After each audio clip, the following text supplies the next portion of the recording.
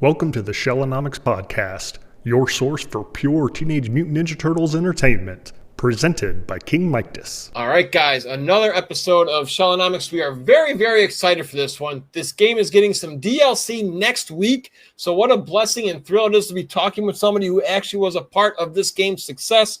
We're here with Andre, a senior 3D environmental artist in the video game world. Andre, how's it going tonight, my friend? That's me, dude. Thank you so much for having me. All right, so let's talk Turtles here. What is your origin story of the Teenage Mutant Ninja Turtles? Right. So here in Brazil, TMNT is quite popular. So it's everywhere, basically.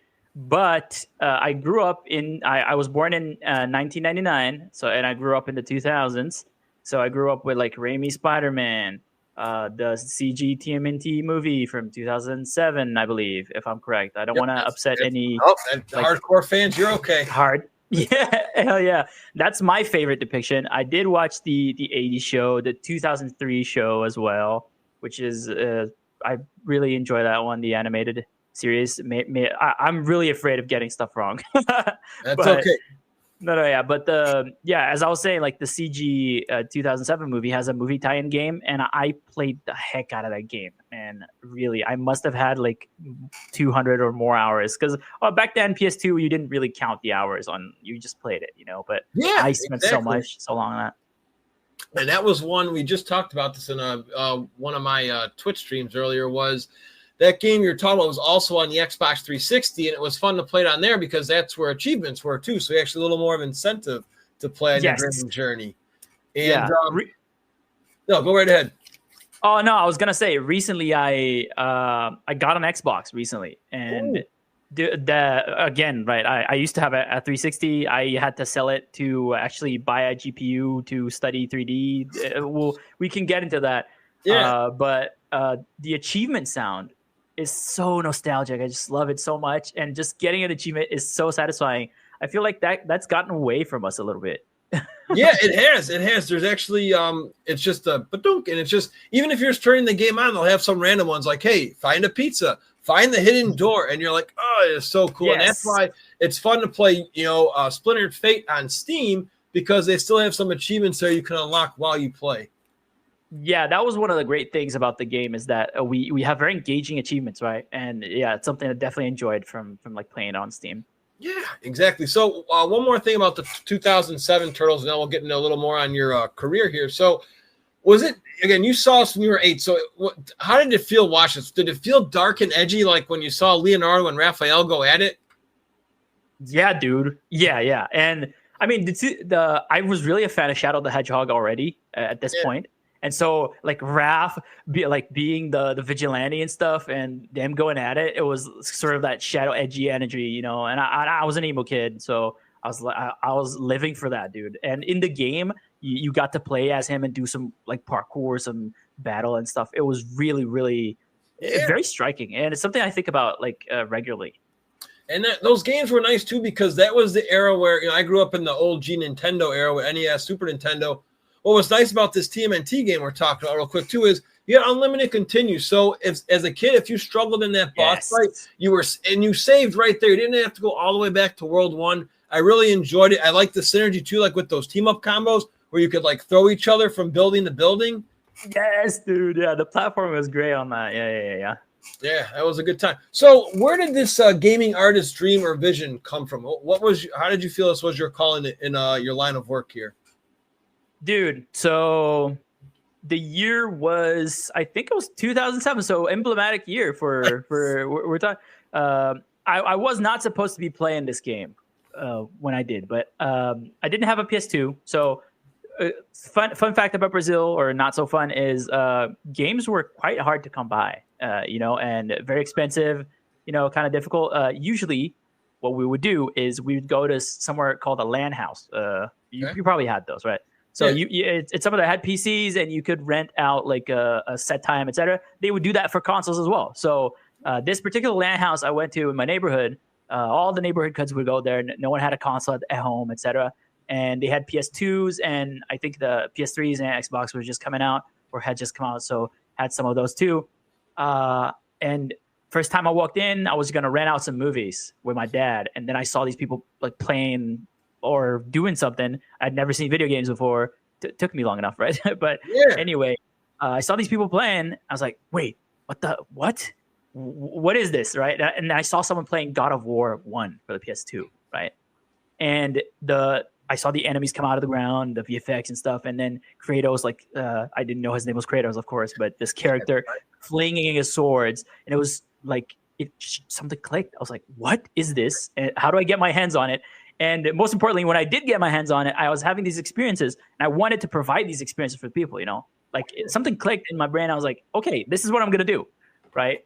But this is Brazil, 2007. There are no there is no gaming industry virtually in Brazil. It's very small, and of course that changed over the years. And today we have a booming games industry. We have indie titles. It's incredible scene, but at the time there wasn't even any schooling for it, And my parents were always very supportive of this, Back then I was drawing, I was doing drawings and stuff. I loved Sonic, as I said. I loved Spider-Man, still do. I love TMNT. So I was drawing all of these characters. I was like, maybe I'm gonna become an artist, I didn't know anything about games or whatever. I just loved them, So I spent most of my teen years exploring avenues of course, doing kid stuff, school, etc., but exploring avenues of like, how do I become a game artist or a game developer? It wasn't until 2016 roundabouts. I was almost done with high school, going into university, didn't have money to pay for uni. So there was a couple of things that I was doing. One of them was I found a course on Udemy that was a 3D environment course. Right. At this point, I had already done characters in 3D. Didn't really enjoy them that much. I had already done concept. I was drawing, so I was like, hey, let's do concept 2D. But I was so bad at it. And of course, you're bad at everything you start, etc. But it wasn't that engaging to me at the time. Today, I really do enjoy concepting. I do enjoy doing digital art, but back then, not so much. And I did this Udemy environment course. And I did a little barrel and like a fence. And it was really fun. It was like the most fun I had during this whole process. So I was like, okay, maybe I'm going to do environments then. Right. And that's sort of how it started. But I wasn't good enough to be hired yet. So I was just a kid going into uni, couldn't pay for uni, couldn't get hired. So what do? I learned how to program. So I did like a crash course, learned to program in like 6-7 months and got hired at a serious games company. So serious games are like games for universities, like corporate universities or companies trying to train up employees, how gamified systems and stuff like that. Yeah. So not what I wanted per se, but it's games. It's adjacent. I was like telling myself that. I ended up, it was just me and this other guy, which is still my friend, Mateos, really great guy. And he was a programmer and I was sort of everything else, for these Unity games. I was hired originally as a programmer, but I pressured everyone into like letting me do art. So I did do the occasional programming. I programmed their sites. We did a lot of web-based games, so I programmed those, etc. But I pressured everyone into using Unity, which is a game engine for those that don't know. Unity is a free game engine that anyone can use, similar to Godot. Godot is really like in nice. The news now. Everyone's talking about it, etc. Back then it was Unity, and we started doing it. This is 2016, 2017. The VR boom is in the forefront, of gaming. So everyone's doing VR and stuff. So we started pitching VR to clients, and we ended up doing tons of VR games, but for corporate universities and stuff. By day, I was doing this to pay for a university, and then by night, just like Raphael in the 2007. Yeah. I was doing my vigilante work, which was studying art, studying Unreal Engine, which is another engine, free as well, but more robust, etc. And a lot of games are using it right now. A lot of companies were using it back then as well. And I wanted to work, right? I wanted my freelance, Yeah. So I started getting some freelance jobs here and there, but I was still so green, like I was super junior. And then after 3 or 4 years of this, moonlighting, doing uni, graduated uni, etc., managed to get into a Brazilian company. So by this point, the Brazilian's game industry had quite a boom. We had mostly mobile companies, indie companies, but some outsourcing studios as well. So it was really taking shape. The industry was taking shape, and today it has a bigger shape. You could work locally if you liked it, which I'm very happy about. But I got hired at a company called Afterverse, making a game called PKXD, very famous in like Malaysia, Indonesia, and Brazil. It was this highly stylized game, social, similar to Roblox, quite similar actually. Okay. And it was really famous. And I was really happy because I was finally working in entertainment games. So yay, I made it, right? I was really happy. And 6 months later, we get to SCMC. So I spent like 6 months at Afterverse, and then I got approached by a dear friend of mine today, which is Tamir. He was like, hey, really liked your portfolio. We're doing like this game, TMNT. He didn't tell me that it was TMNT. Of course, you need to sign like a bunch of stuff first.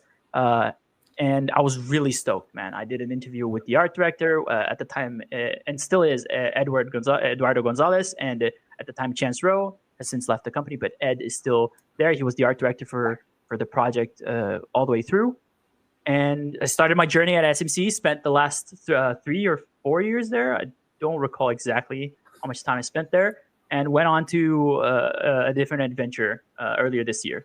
Man, congrats on it. So when you were drawing these, you said it was more environment. So you're drawing more like the background, so to speak, right? So it's not like you're drawing the turtle. You're pretty much like, hey, I'm going to put some cool stuff in a layer. I'm going to draw. So when you were sketching as a kid, did you do that also, like with your shadow and turtles, or did you just draw the character?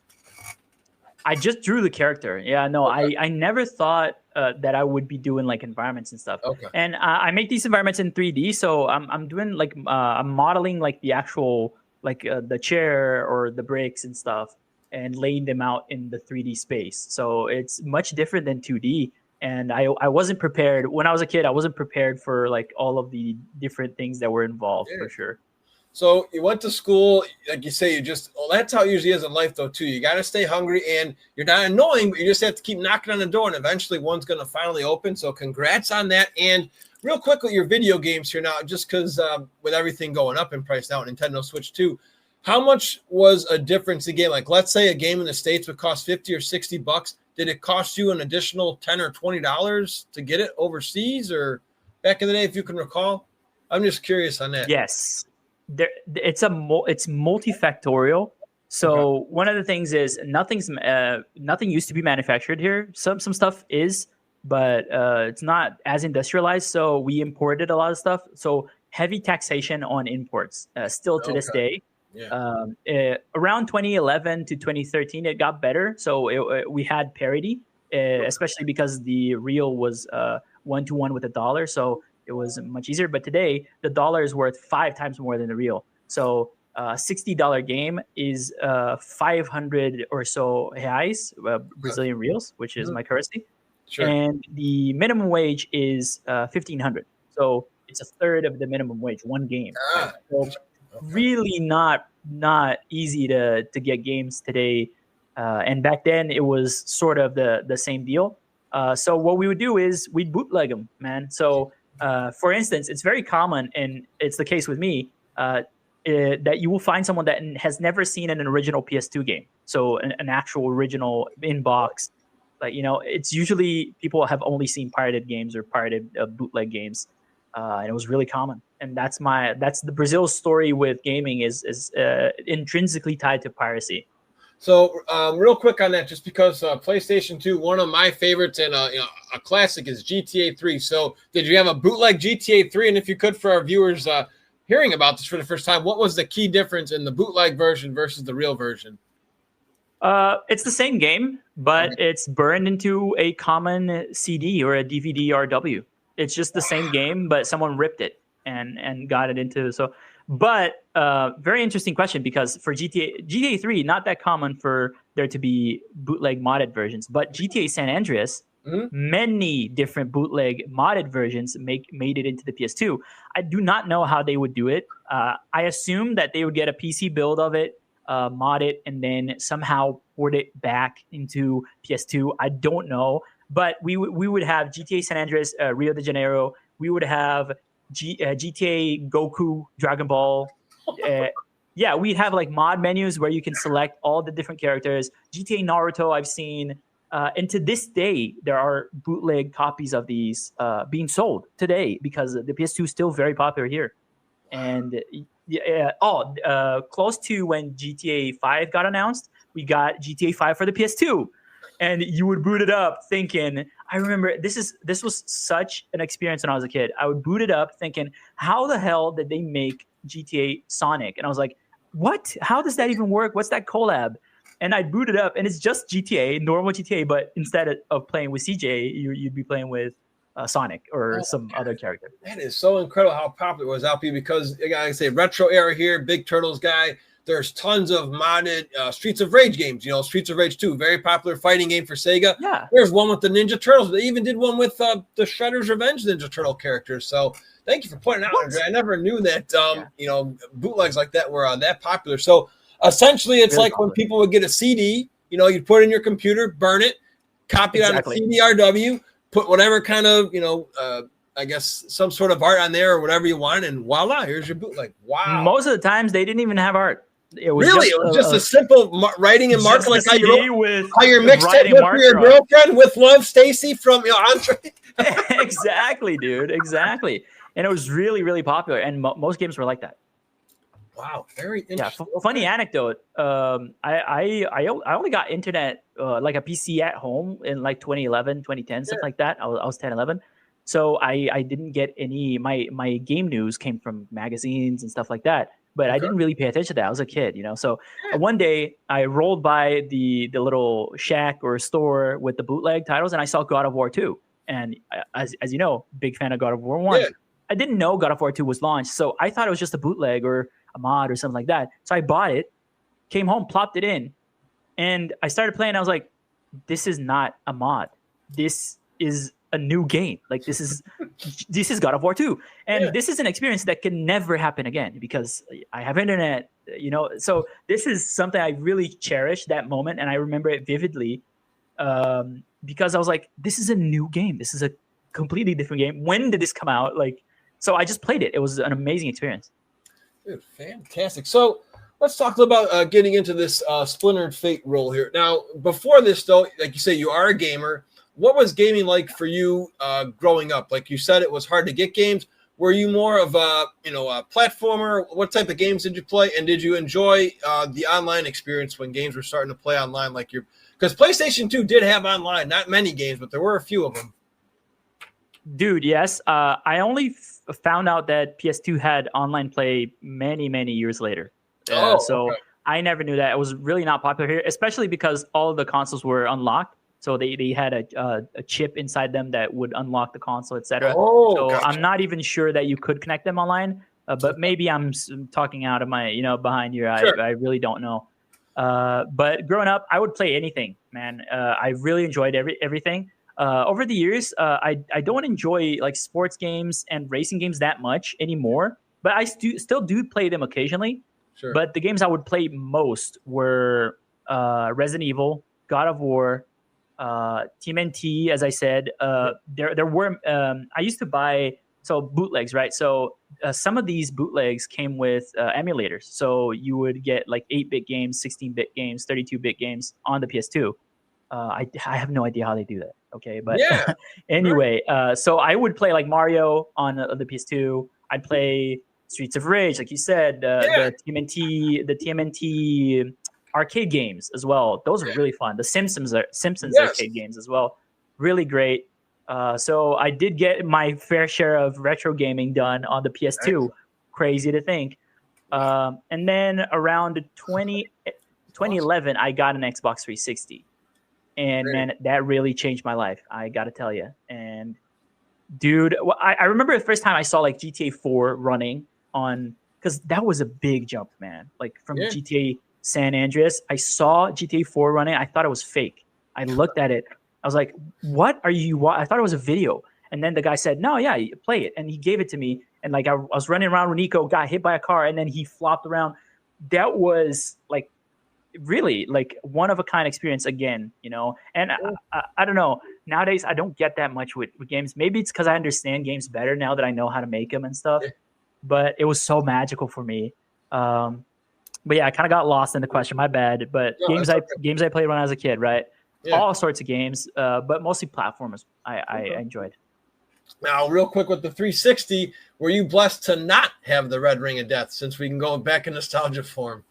I did not get the Red Ring Nice. of Death. No, I was one of the only ones. I had the black Xbox 360 Elites, and I don't know if those were common or not to get the Red Ring of Death. But man, that thing was kicking up until I sold it. Wow, congratulations on it. It's one of the systems my brother and I love because you were able to buy. Like, again, you could buy the Turtle games, the Ninja Turtles arcade. I just played that a while ago. I still can't get the arcade final achievement to. I don't know if they call it plat on there or what did they call it for 360. Real quick, was it? I know it's for PlayStation. It's called Platinum Game when you get home. So good I don't know question, man. I don't know. Okay. I don't know. I know because it's that one I still can't get, but I did enjoy those back then. Again, it was nice to have the online experience. So yes, real quick though too, you have phenomenal English. So how imperative was that on your gaming journey? Because a lot of gaming companies are in the States, and what made you, or was it your parents that influenced you to learn English? Because you speak it very, very fluently. Thank you so much. Yeah, no, it was actually a very funny story. Of course, my parents were always very supportive. I'll give them that. But when I was playing games when I was a kid, they weren't really dubbed, or some bootlegs came with like subtitles and stuff. But most of the ones I bought didn't. And so if sometimes I got snagged in a game or so, I remember a particular instance when I was playing Web of Shadows, Spider-Man Web of Shadows on the PS2. And I was really disappointed because like it's a completely different version from the Xbox version. Anyway, but it had text in it. I remember I read twice and I was like, I don't know what that means. So I picked up a dictionary and looked at it. And so I started playing with a dictionary by me. And so to know what the objectives were, and et cetera. And that gave me a pretty good understanding of written English and a little bit of spoken, just a little bit. And then you were talking about, you asked me about online games and how the experience changed. Going back to that, because I forgot to answer that, but it fits perfectly here. 2010, 2011 was right around the time Minecraft was becoming really popular. And it was also right around the time where I got my first PC. Okay. And so I started rediscovering gaming in a new light because online play was possible now. Right. I remember I downloaded TeamSpeak. My English was not this English that you know now. It was okay, but not super advanced. I joined a public TeamSpeak Minecraft like server, and it was a bunch of English people. Some of them are still my friends to this day, and I started playing with them on their server. And I really started learning English then, because I was talking every day to these people. And I used to have a British accent for the longest time. No joke. Because like I was copying the way they spoke, right? Sure. And then, later down the line, I started working with Americans more. And now I have this sort of, I don't know, LA surfer dude accent or that K. Very high energy. No, I love it. It's incredible. And so pretty much you were self-taught that pretty much, right? You didn't go to school for any of this? Incredible, man. No. At any point did I go to school. Of course, some of the schools I went to had English as one of the subjects, but it never like at a high level or anything. And yes, it was instrumental for me to get jobs and anyone. I mentor a lot, right? I mentor a lot of students. I do a lot of classes and stuff. And I usually tell them that, hey, it's paramount that you learn English still, even though we have a booming games industry here in Brazil, it's mostly a global industry, right? So it will help you. Like it is paramount that you learn it. Yeah, absolutely. All right. So we're going to fast forward here now. We have a Ninja Turtle game that's coming out. And what were your thoughts going in? Because for those who are unaware, because this game has been around for a while, this was only on Apple Arcade when it first came out. So what was the story again? Without, I don't know how much you can reveal here, but just like, what was the mindset of like, really, like, were they afraid to just go all out on consoles at the time? If you can share that and just share like how this story came together, because this is a phenomenal story, this game, just everything about it. A lot of fans that are Turtle fans and non-Turtle fans love it too. Dude, I'm really glad. Like it was really the opportunity of a lifetime for me. Like it was the first sort of big game that I released, like a double A game. So I also don't know how much I can speak to that or not, but I'm not at SMC anymore. So I don't know if that would get me in trouble or not. I am under NDA though. But here's what I can say. When I joined, they had already made the deals and stuff that go around like making a game. So I joined. They had already been doing the game for a year, I think, when I joined, but it was like a 2-year dev cycle, and we only had 6 or 7 months to do the art from zero to finish. Like they had some environments, some stuff done, but like mostly not, right? So it was just me, Judy, which was the other environment artist, great environment artist. She's Taiwanese, amazing. And the Chance, of course, that he was a 3D environment art director, and Ed was the art director for the project. And then we had Brian Cairns, amazing artist. He was helping out. He did all the turtles, he did the characters, but he was also helping out environments too because he's an incredibly versatile artist. So why Apple Arcade? Long story short, Paramount and Apple got together and they commissioned SMC to make the game. It was for Apple's new Apple Arcade service. They were going to do an overhaul of the system, and they needed like new flagship titles and stuff. I imagine it must be the same story with like Hello Kitty Island Adventure, stuff like that, where like big name publishers come together and like, hey, like Apple approaches them and is like, hey, can you make a game for our service and stuff like that. It's probably like that. I don't know, but it came out for Apple Arcade because of that. So it was an Apple Arcade exclusive. It made quite the splash, made a good success, and I believe, I'm not sure, that SMC pushed to have it released to consoles and other platforms. It is something we pushed for internally as well, because we do realize that more platforms is always better, more people get access to it. So I was really stoked to see it come like to other platforms. Yeah, because that's what happened. Was I was lucky to get a free trial for Apple Arcade when this game. I'm like, why the freak is this coming on? Like, I had the iPhone, so I'm like, thank God I have an iPhone, not an Android, because I would have kind of sucked to not be able to play a Turtle game, because I've played just about every Turtles game there is known to man. And I had to buy a controller because I wanted to have the controller. And I also bought from Best Buy, you could have those, cool technology, the jack where your phone would play on your television. So for me, it was like I was playing on a console because I had the controller in hand and the iPhone was connected to my TV. So I got to enjoy it as a gaming experience. And what a phenomenal, so feel free, I guess, for those who are brand new to Splintered Fate, just in case they don't know what that is, can you explain just a quick background story on the game itself? And then we can talk a little bit more of like what your favorite designs you actually personally did. Yeah, hell yeah. So TMNT Splintered Fate is a roguelite spin on the TMNT beat 'em up formula. What that means is that you do a run with like one of the 4 turtles or the 4 of them, because it's a co-op game, and you get as far as you can before you're beat. And when you're beat, you go back to the beginning, but you keep some of the currency, some of the things that you got during that run, and use it to buy upgrades that you can then use to go again on another run and try to get farther. And the farther you get, maybe you progress the story and stuff like that. So if someone has played Hades, it's very similar game.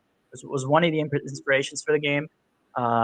So that's basically it. And as far as like some of my designs for the game, usually the art director and the concept art director would make concepts and stuff, style guides, and we would just go off of that. But I did do the entirety of the home layer. I was responsible for the entirety of streets. I helped. A lot of my assets are in the rooftops as well, because me and Judy, we collabed because the streets had buildings and the rooftops used the same buildings, right? So we collabed together, did some of those. For the sewers, most of the sewers were already done by the time I got in. It was part of that pre-production phase. It was the first biome that was being made. But later down the line, during DLC, during the DLC that has been announced, we actually went back to the sewers and remade all of it. So we remade the art, because by this point, the team was bigger. We had Tim Burrows together with us, senior artist, incredible artist, and the art style of the game evolved, right? So we went back. A lot of the things for DLC B looked much better. So we were like, hey, you know what? Let's go back, redo some of the stuff on the base game as well on like with the previous release and make it look better for players. And all that is coming as a free update. So I was really stoked to see, that come in. Well, you guys have taken very good care of us because just even as a salesman, for those who have never played this game, we could be wrong here, but as of right now, we're recording this in September of 2025. I think unless you're playing like Fortnite or something, I think this is the only true Ninja Turtle game that is cross-play. So you can get this on Xbox, Switch, Steam, whatever you want, and play with everybody. Shredder's Revenge, they didn't do that, and that really caused – love the game, but still a little backlash because you need to have the same console. So that was awesome. And now I really want to talk about the home because now when you talk about the 3D spots, did you get to draw like the video game console, Metalhead, like all those little things in the layer? Because those are just – as a diehard Turtle fan, that's just a nice really treat for us Turtle fans. Everything with game dev is like a huge team effort. So no, I can't take credit for the whole thing. Okay. There are a couple things that are like 100% me. So there's a little corner on the right where Raph has a little like gym. Beside his little home gym, there is a couple couches and some posters. Mm-hmm. So those posters are all mine. They're all my ideas. I made all of them. So one of them says like ABCD, which is like a play on AC/DC's Back in Black. So it's like ABCD Back to School. Another one says Pause, which is like Jaws, but like it's they're like spoofs. And I thought it would be really funny. One of them is, I don't think anyone noticed this, by the way. So scoop for you, but one of them is the Turtles van, but in like vaporwave sort of 80s style, going like towards the sun. And another one of the posters is April O'Neil in a sort of like a hair salon poster style. That was Chance's idea, actually. So really funny. Next time you're in the home lair, check it out. Another idea of mine, but it's always a team effort, man. So it's everyone like coming together. So the characters are not me. That's the character artist that makes them. Okay. So it's either Brian or Chance that made them. I'm not sure. Okay. That same goes for the Turtles. A lot of outsourcing was used as well. So we got the wonderful people at Devoted Studios that made a lot of the couches. A lot of stuff was reworked later on. So most of the textures for the home lair were reworked. So those were made by me and the team, Tim and Judy. What else? The VFX were done by incredible Edwin, game artist, tech artist at Super Evil. Incredible guy as well, Edwin. He shipped me an SSD that I had RMA'd. Incredible guy. What else? Yeah, it's pretty much it. Yeah, I think I covered all the parts of the home lair, right?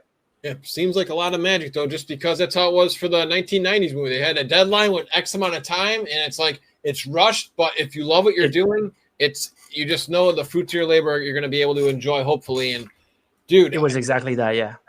I just can't – and like you say, you can't have a great movie without a great supporting cast. So what you guys from top to bottom with your your company here that you work for, the Discord is awesome for this game because that's how I made a lot of friends because I didn't know. I've heard of Hades, but I never played it.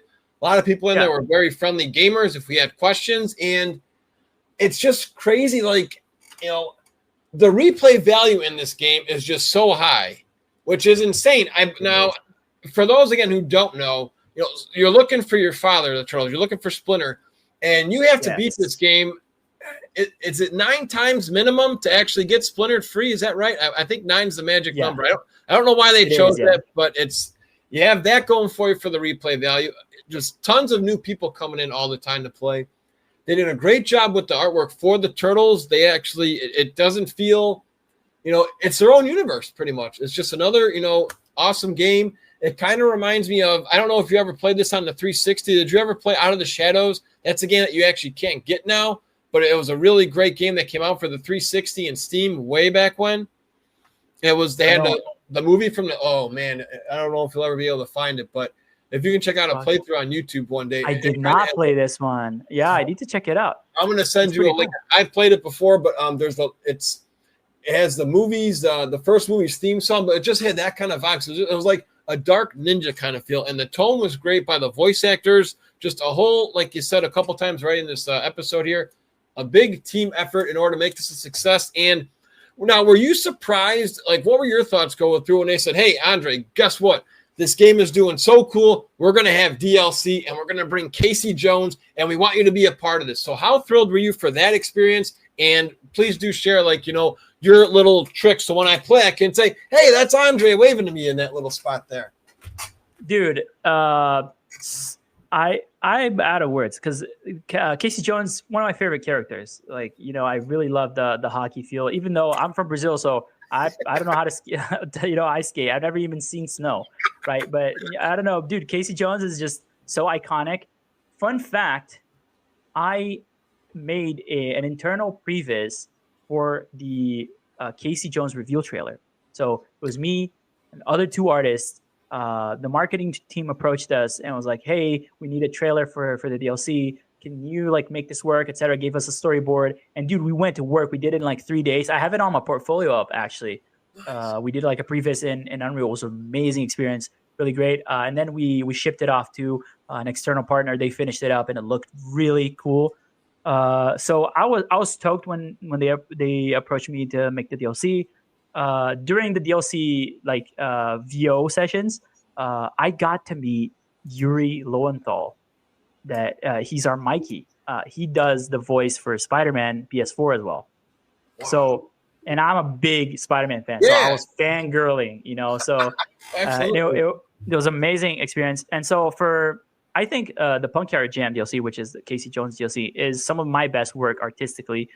We really, at the time, the company was scaling up, and we had someone join called Ranko Prozo, amazing artist, an incredible friend of mine, and he was instrumental in shifting my perspective artistically, and really impacted him and Tim, of course, really impacted how the game looked at that point. And so we were making crazy good art at this point, and the DLC came out so beautiful. I have him up on my portfolio. I did many different rooms for the Punkyard Jam DLC. I made the shop, which was the crane. The crane was Tim's idea, and then I made the crane. I made it work. Optimization was a big part of that room because it struggled to run on Switch because we have huge trash piles, and those were very demanding optimization wise. So I had to optimize them a ton for them to run on Switch.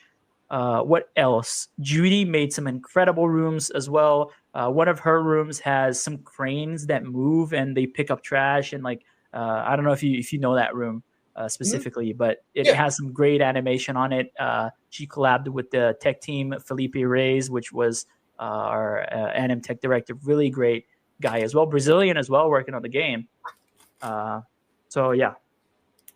Oh, actually, you asked postcard moments, me waving to you. The entry room, the donut, the Punkyard donut.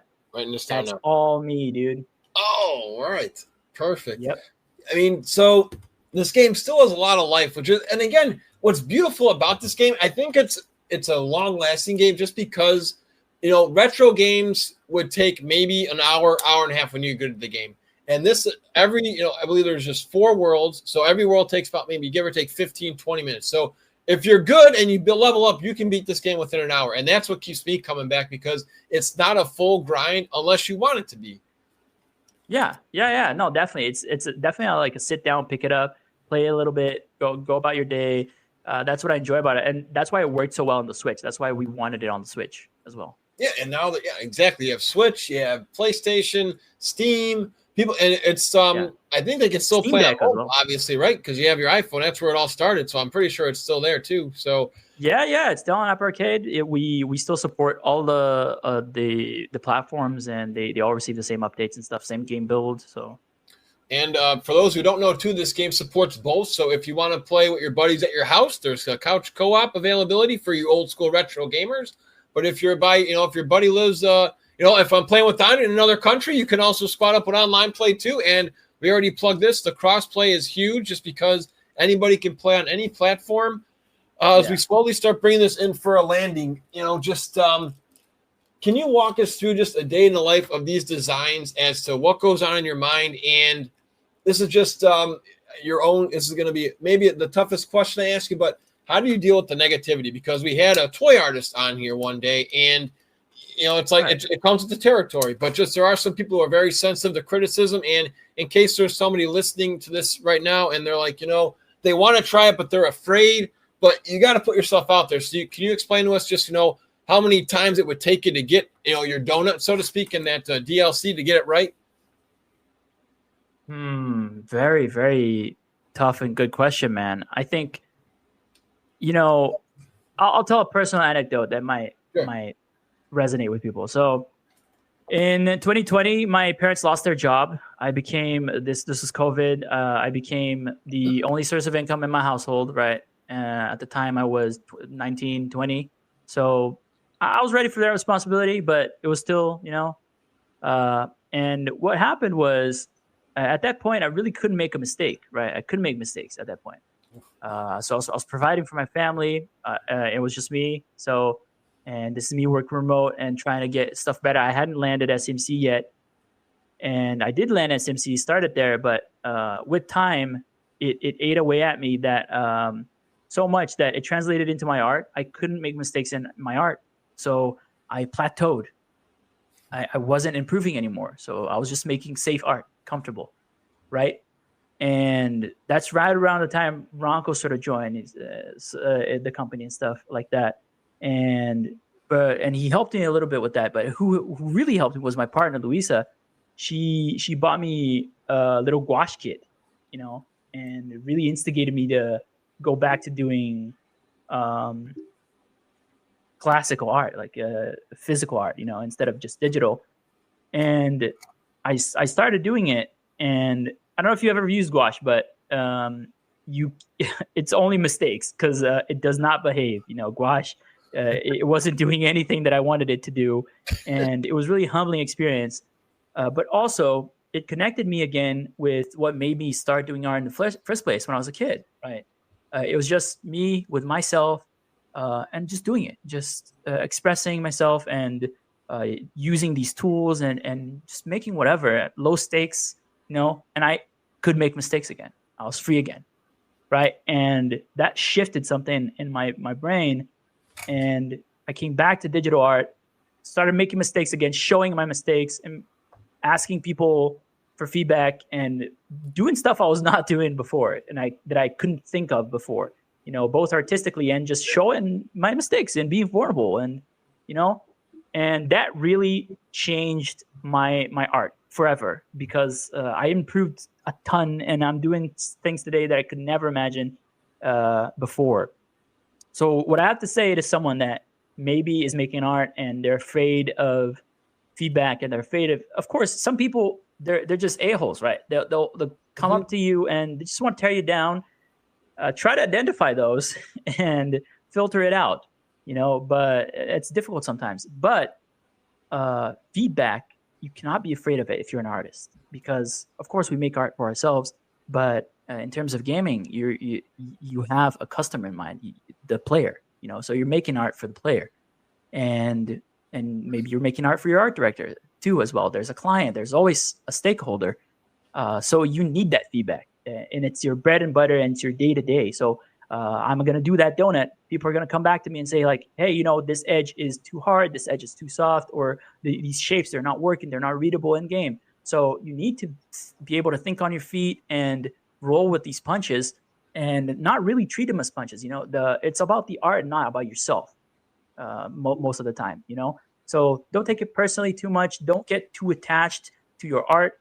Of course, it's easier said than done, but I think that's some of the advice that I can get to people, that you cannot be afraid of the feedback because it's what makes you grow. So you need those mistakes.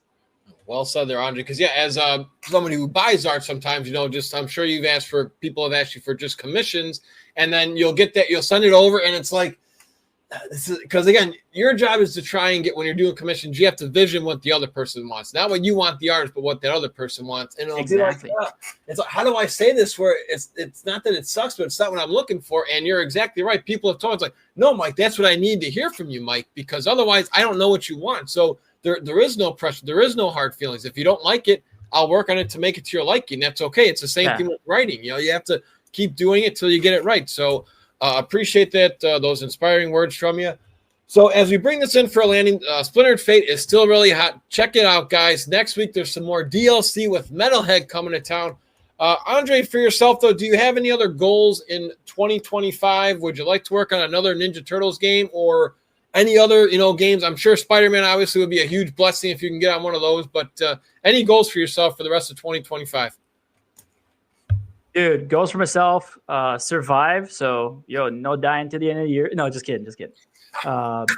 I'm looking for work right now. So maybe landing a new gig would be good. TMNT, crazy. So if I landed another TMNT gig, that would be insane work. Hell yeah. Spider-Man games, dude. I'd always be down for those. There's a PS2 game. I don't know if you know it. It's called Spider-Man Friend or Foe. My brother, that's on the 360. It's on the achievements. He badged it, or whatever we call it, platinumed it. Yep. Hell yeah, dude! Did you play it with anyone? Because co-op is really fun on it. I actually should play it one call because I was like, it just sounds like a great, bone-chilling title, Friend or Foe. It really is amazing game, dude. Amazing game. Yeah, and there's so many characters in it. Yes. Yeah, truly a AAA game. It was made by Next Level Games, amazing company as well. So yeah, dude, that's one of the objectives. I want to become an art director eventually. I want to lead a team. So those are things that I'm always working towards. I'm mentoring people. So I have a Discord where I mentor people and people reach out to me from all over the world. I'll help them out whenever they need. I'll do it for free. I do it paid as well. So anything goes. And yeah, that's pretty much it for my side. All right. So if people want to get in touch with you, Andre, where can they find you? Where can they find your work? Where can they get in touch with you? I know you're on X, but any other socials you want to plug for us here today?